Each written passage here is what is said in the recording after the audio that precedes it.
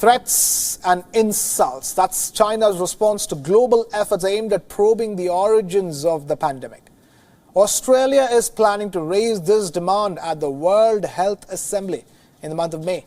In response, the editor of a state-run media house in China has referred to Australia as the gum stuck to China's shoe. Hu Xijin is the editor of the Global Times, a mouthpiece of the Chinese Communist Party, who himself is widely known as a chief propagandist for China. This is what he wrote on Weibo, China's Twitter-like social media platform, a couple of days ago. Australia is always there, making trouble.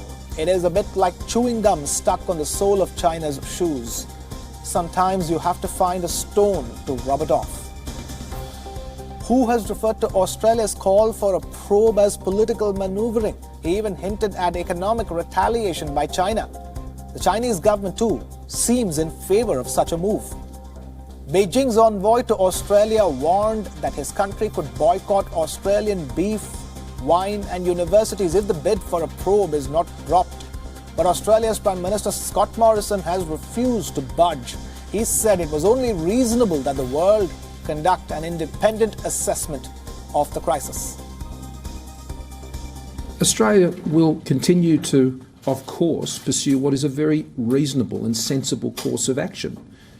This is a virus that has taken more than 200,000 lives across the world.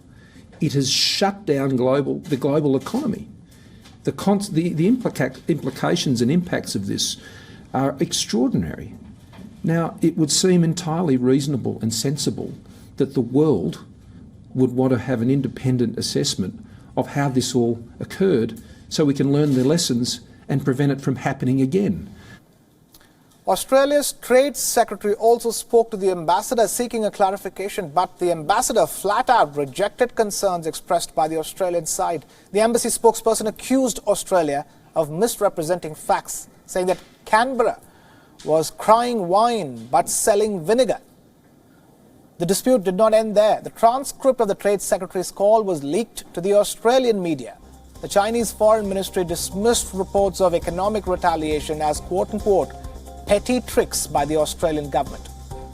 Australia's relationship with China has nosedived over the past few years. Such comments from state actors only seem to be aggravating the situation further.